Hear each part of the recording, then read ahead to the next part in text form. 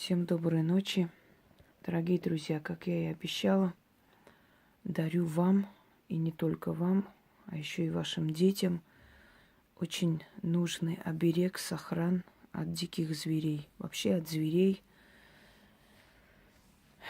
даже от домашних, которые одичали. Человек жил испокон веков в лоно природы. Постепенно он завоевывал природу. И по его вине в том числе вырубались леса, выходили дикие звери, меняли места обитания, искали пищу. И столкновение человека с диким зверем было неизбежно. Человек придумывал разные ухищрения, чтобы изгнать зверя подальше от своих жилищ. Он приручил собак, то есть диких волков.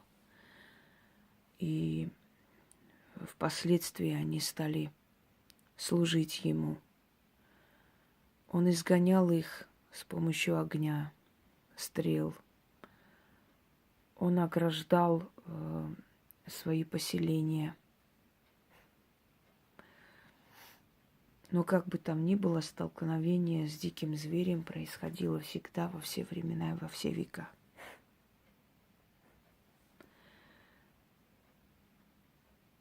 Особенно зимний период, когда звери не могут охотиться, поскольку дичи становится очень мало, выживают сильнейшие, они готовы на все. У каждого зверя в природе есть оружие самообороны. Есть клыки, когти,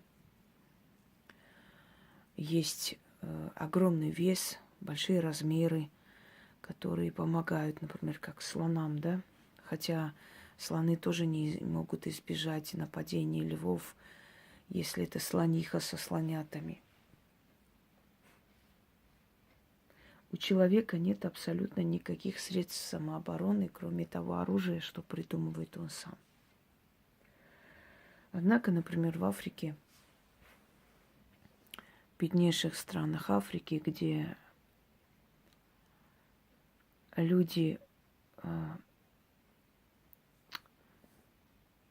еле, скажем так, существуют, основной доход приносят сафари-парки, да, саванны. И поэтому обитание диких зверей очень важно. Следовательно, посреди заповедников, находящиеся селения, они подвергаются нападению львов, носорогов, слонов и прочее. Против них применять оружие запрещено. Государство может только возместить ущерб, например, отдать деньги за съеденную львами корову. Но если это человеческая жизнь, государство ничего делать не может. После того, как погибает человек, люди начинают мстить диким зверям. Не обходится без кровопролитий. Поэтому постоянно случаются конфликты между дикой природой и человеком. Никуда не денешься, людей становится много, они отвоевывают у диких зверей их обитание. Многие виды зверей исчезли навеки. Например, сумчатый волк Австралии, который исчез буквально недавно, в 20 веке еще был. Овцы-быки, которые пока еще существуют, но опять же стали перед, скажем так, опасностью исчезновения. Носороги, которых убивают из-за их рога, черные носороги. Одним словом, человек творит зло, и зло возвращается к человеку обратно. Дорогие друзья, расскажу вам один интересный случай. Львы Цаво, Кения. Наверняка вы смотрели фильм «Призрак и тьма», когда два льва терроризировали рабочих, строящих железную дорогу. И Эти львы сожрали буквально несколько сотен человек. Но эти львы, во-первых, больше, чем обычные львы Африки. В фильме сняты красивые гривастые львы. Львы Цао гривой похвастаться не могут. У них гривы нет из-за этих зарослей, потому что грива может зацепиться. И со временем, за тысячелетия, скажем так, они приспособились к этой природе, и грива отпала. Но это не важно. Они огромного роста, большие, намного больше, чем обычные львы. И очень много за тысячелетия, очень много людей было съедено львами Цао. Почему львы Цао людоеды? Когда ученые начали копаться в этой проблеме и искать первоисточник, оказалось, что сам человек и его жестокость и бесчеловечность виноваты в этом. Через Цао проходил шелковый путь. И проходил он тысячелетиями. Так называли дорогу, по которой шли караваны, груженные различными явствами и прочее, прочее. Назвали шелковый путь, как бы напоминая торговлю китайским шелком. Тоже происходило, но не везде был шелк, просто так называл шелковый путь. И шелковый путь шел от Кавказа, знаете, где Дербент, через Дербент уходил, значит, по Каспию, Крым, дальше из Африки шел шелковый путь, из Закавказья шел шелковый путь, через Китай, через Монголию, через Северные горы и так далее, и так далее. То есть это были дороги торговые. И несли эти тюки, несли этот груз рабы. И рабы, когда заболевали, когда рабы плохо себя чувствовали, слабели, их просто выкидывали возле дорог.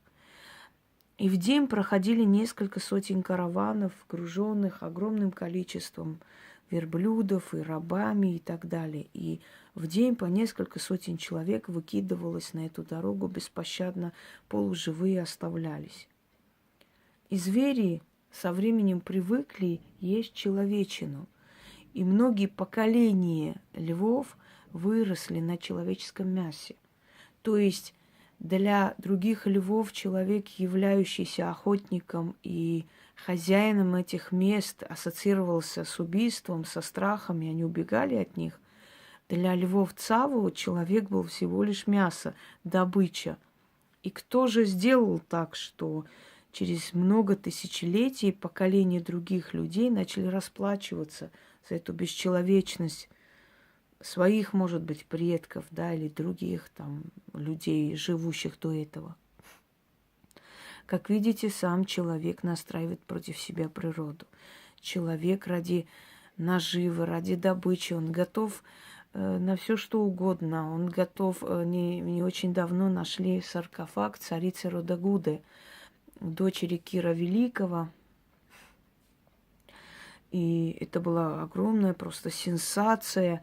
Но когда показали, я как историк, естественно, усомнилась, потому что Родогуда была царицей Армении. Она была женой одного из ервандидов, царей Армении, потому что персидские цари и армянские династии между собой дружили. У них были тетки там, персиянки и так далее. Были браки очень часто заключенные. И Родогуда, дочь Кира Великого, была армянской царицей. Но то, что ее там нашли, ну, мало ли, всяко бывает. Может быть, она на старости лет решила там уйти к отцу и там умерла.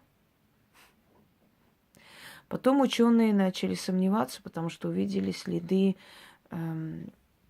значит, карандаша, который появился значительно позже. В конце концов, дорогие друзья, когда раскрыли саркофаг, извиняюсь, оказалось, что Родогуда это блондинка, женщина, которая была выдана за царевну Родогуда, и она умерла буквально в XIX веке. То есть люди поймали женщину, блондинку, европейской внешности, убили ее, закрыли в саркофаге, очень искусно создали этот саркофаг и прочее, как положено, и продали как ну, как мумию, как тело, да, древней царевны. То есть я хочу сказать, что люди способны на очень страшные вещи, и потом они удивляются, почему природа начинает им мстить клыками и когтями. И в отличие от человека, зверь все-таки не скрывает свое истинное лицо и намерение, да. Если зверь открывает клыки, он показывает свою агрессию открыто, а человек может вместо клыков открыть прекрасную белозубую улыбку, но потом тебе делать такую страшную вещь, что ты до конца жизни не сможешь оправиться. Вот о чем речь. Так вот, природа время от времени, раз в тысячелетие нам начинает мстить. Как я вам говорила и предупреждала. Значит, кстати, не буду опять называть страну, но об этой стране уже говорила, о том, что национализм будет очень страшный. И что поднимет голову некая партия, и будут убийства, и выталкивание всех работающих народов, всех народов-созидателей, отниматься их дома и так далее. Вот на днях опять мне отправили новость, сказали, все сбывается, как вы сказали. Хотя, когда я говорила, мне говорили, да вас надо сажать, вы провокаторы за таких, как вы. Да мы там очень дружные, очень любим друг друга, как вы смеете? Вы знаете, такое ощущение, что это я сама придумала или я так хочу, поэтому, дорогие друзья, это не я так хочу, это мне приходит, что будет, и я вам говорю. Так вот, когда я вам сказала, что будут нашествия зверей, и очень страшные нашествия, уже в Подмосковье появились волки. В тех местах, где их никто никогда не видел и не ждал, появляются волки. Огромное количество волков кочует то ли из Казахстана в Россию, то ли обратно. Еще не ясно, четко понятно. Но то, что это волки, и они переходят границу, это уже заснято и показано много раз. Это страшно. И нам всем нужна защита. И нашим детям в том числе, и нашим питомцам.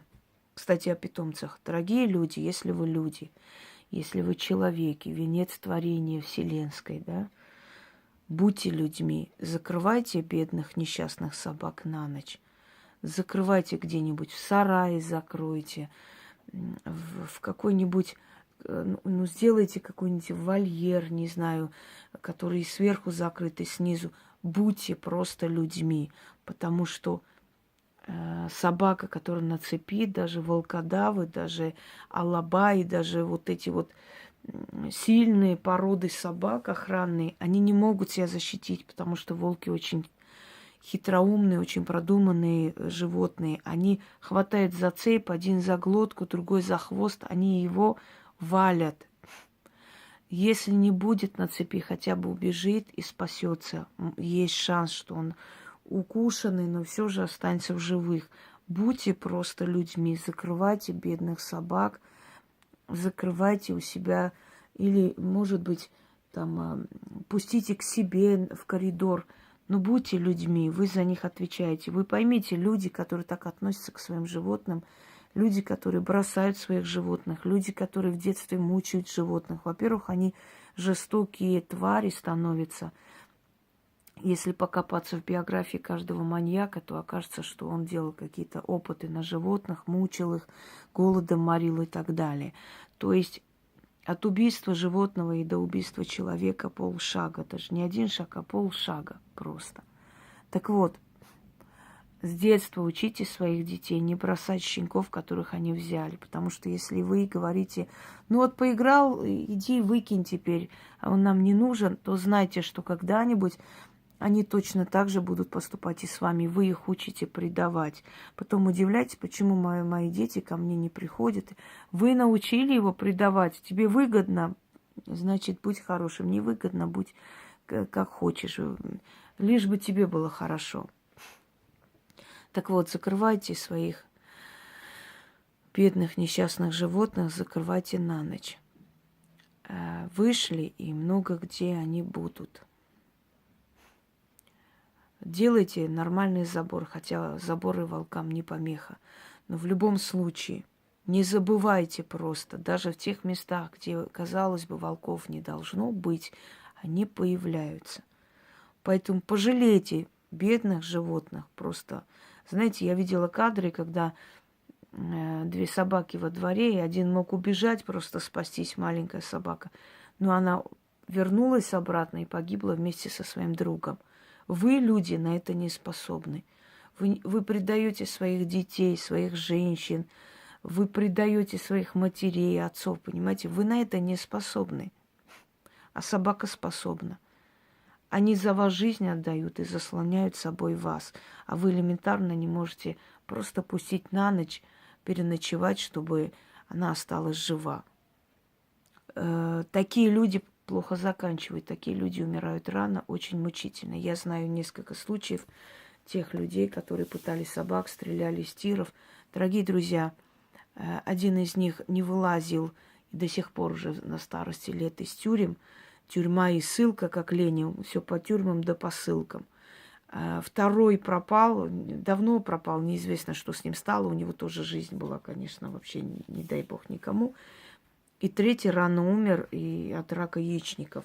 И там орал, кричал, все село слышало его мучение. Он мучился довольно долго, год с чем-то мучился, промучился и умер. И он бил собак, вешал и так далее. Я помню, что мы всем классом однажды освободили одну собаку из его рук, а потом его избили. Очень хорошо, прям здорово избили, все кости переломали из-за этого.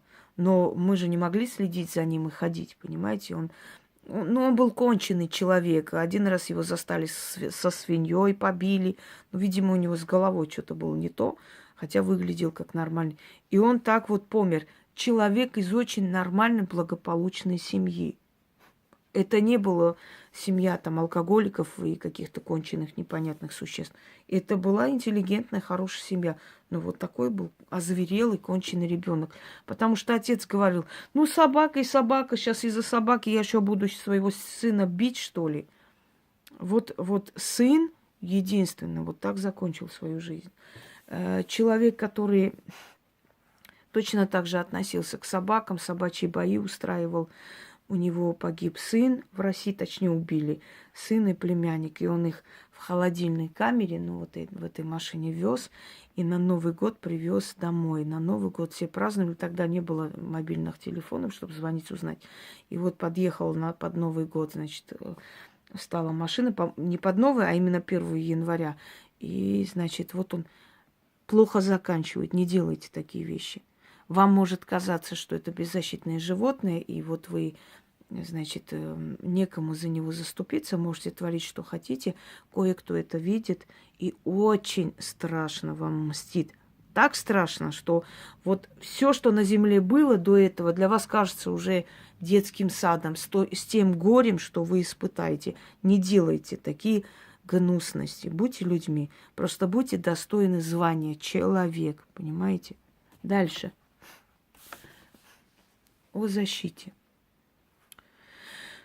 Эту защиту можно читать всегда. Испокон веков читали защиту охотникам, читали защиту путникам, заговоры защиты. Как бы ни были религиозные люди, мусульмане они были очень верующие, набожные, ходили в мечеть, или были очень набожные христиане. Абсолютно не имеет значения. Всегда люди обращались к магии, когда им нужна была защита. И начитывали они заговоры, защиту, значит, сохран и так далее. Потому что, невзирая ни на что, доверяли более всего вот этой силе. И знали, что это точно сработает. Понимаете? Так вот, от медведя-шатуна, от диких собак, одичалых собак, от волков, от бешеных лис, тоже очень большая опасность. Росомаха, если шли на охоту с росомахой. На охоту на медведя. Вообще охота на медведя проклятая охота.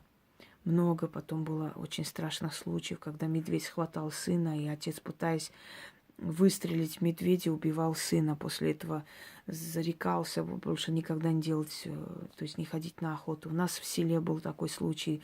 Охотники, 2 друга, и в конце концов он с испуга перепутал что-то, или тот выскочил быстрее за деревьями.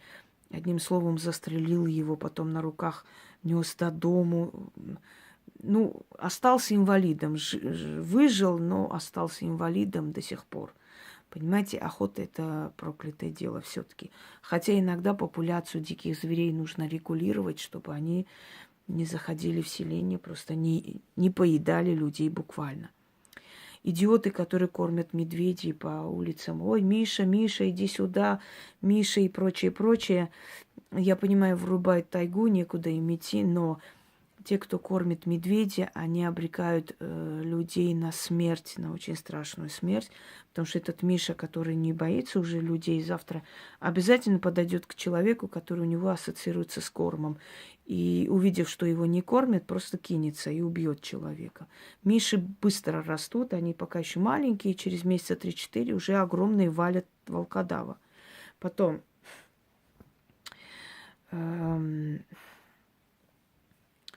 значит, не останавливайтесь никогда в глухих лесах по нужде, извиняюсь за выражение, когда едете куда-нибудь. Дорогие друзья, они прячутся. Дикие звери поджидают, они знают места, они очень хитрые, очень продуманные. Они знают места, где люди часто останавливаются. Они ждут там еду оставят или что-нибудь. Не рискуйте, много было таких случаев, когда люди отходили от машины и не возвращались, понимаете?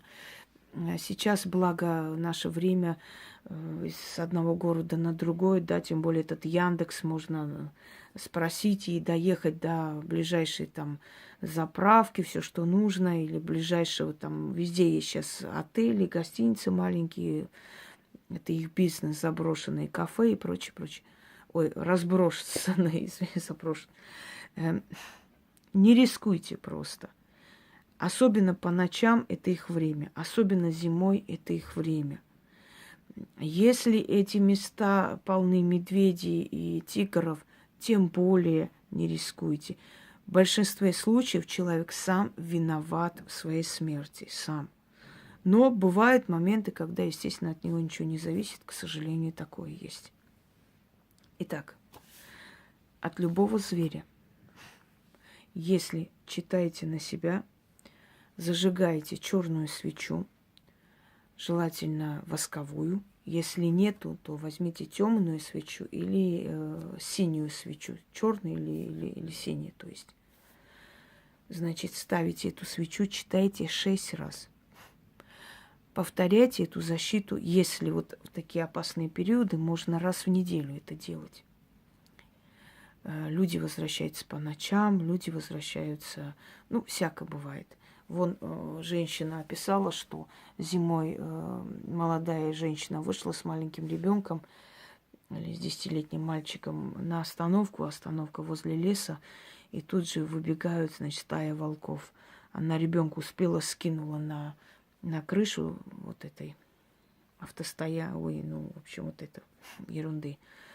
А ее растерзали на глазах у ребенка. Вы представляете? И ее жуткую смерть. А как этот ребенок всю свою жизнь будет жить с этим?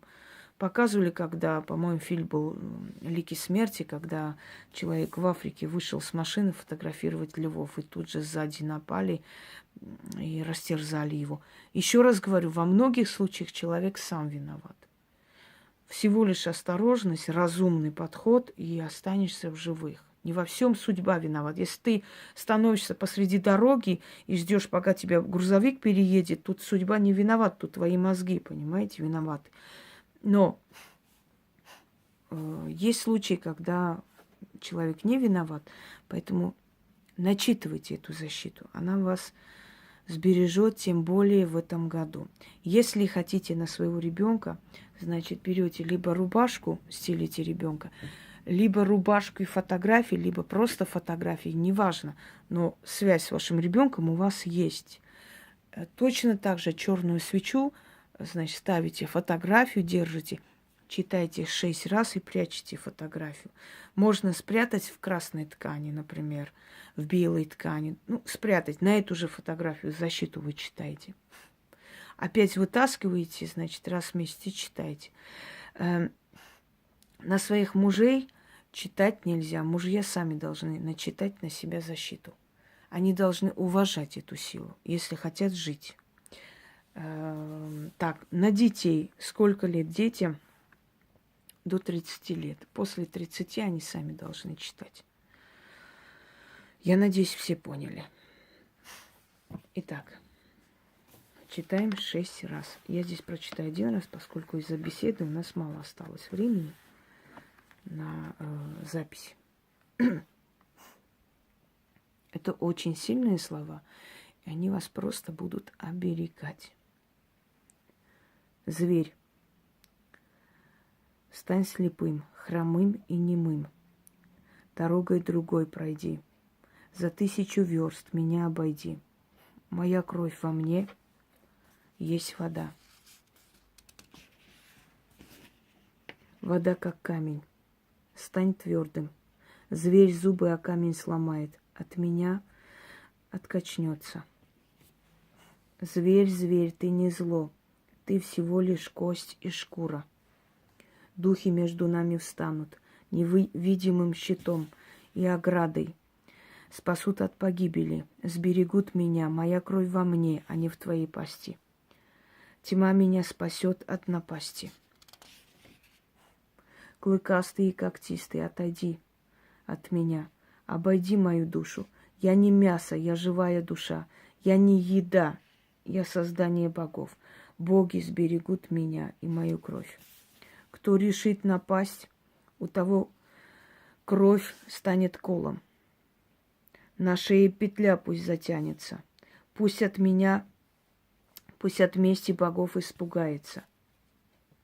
Сидят мои духи, покровители, стражники, спасители, и связывают ноги зверям, да приговаривают: не трогать им моей души и тела. Я не мясо, я живая душа. Сохрани меня, вселенская сила, чтобы клыкастый и когтистый меня обходил. Защити меня. Сохран мой на мне, покуда стоит небосвод. За меня будет биться весь мой род.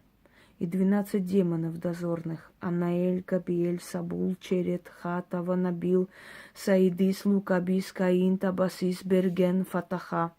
Защитите меня от зверя лютого. Днем и ночью, утром и вечером, и во всякий день, и во всякий час. Не я вам велю, а тьма приказывает. Да будет так, заклято. Повторяю все время: я не мясо. Вы даете определенный посыл. Понимаете? Вы заслон ставите. Вы не еда. Вы не мясо. Вы живая душа. Кроме всего, я, создавая этот заговор,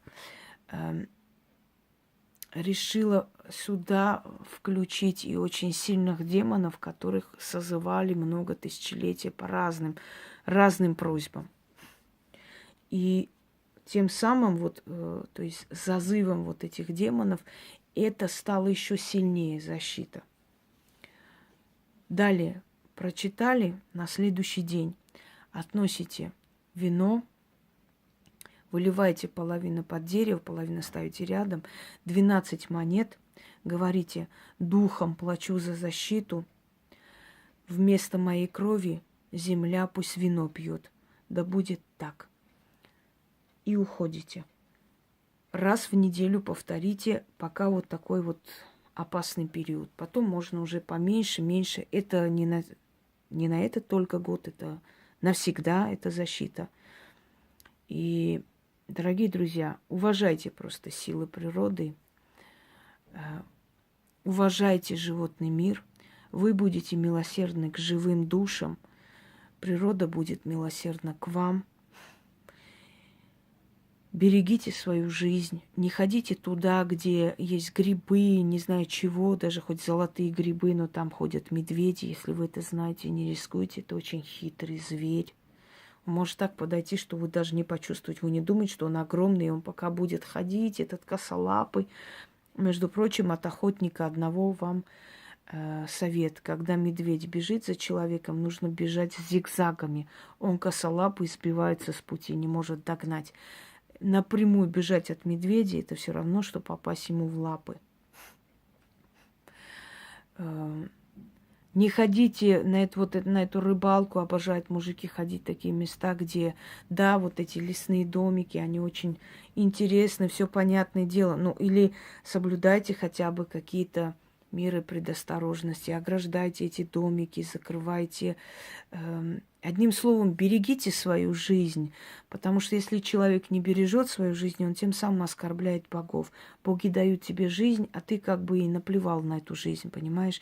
Рискуешь и живешь как можешь, как хочешь, абсолютно не думая о том, что это благо дано тебе один раз. Не забывайте, у вас есть дети.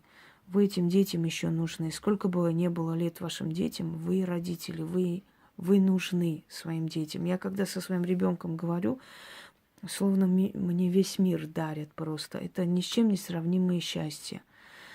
И когда говорят, что за ребенка все отдам, это действительно, это не просто высокопарные слова, это реальность, потому что ребенок для человека это все, вся вселенная. И я понимаю, что я живу не ради себя уже давно, а ради него, и я ему нужна. И если я оберегаю свою жизнь, дорогие друзья, или здоровье, то только думая о своем ребенке.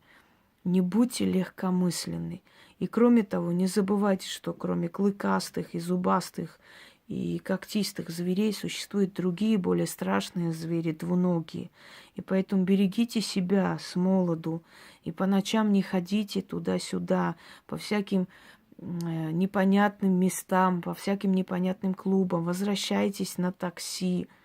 Понимаете, бросайте мужиков, которые вас оставляют одних, вернуться, потому что и в такси может случиться что угодно. Эти двуногие животные, если не убьют вас, то могут вас сделать просто инвалидами. Вот опять кто-то отреагировал. И это ничем не лучше, понимаете, дорогие друзья. Берегите себя от всяких зверей, от всяких хищников, и двуногих, и лесных. И я хочу вам сказать, что порой двуногие хищники намного опаснее и страшнее, чем даже лесные обитатели. И есть еще, значит, напоследок скажу, рассказ одной женщины о своей матери. То есть, я так понимаю, мать уже давно нет в живых, она уже старая была женщина, ушла, да? Она говорит, что в тяжелые годы мама пошла, значит, найти там ветки, чтобы затопить и что-то сварить детям. И тут на нее нападает стая волков.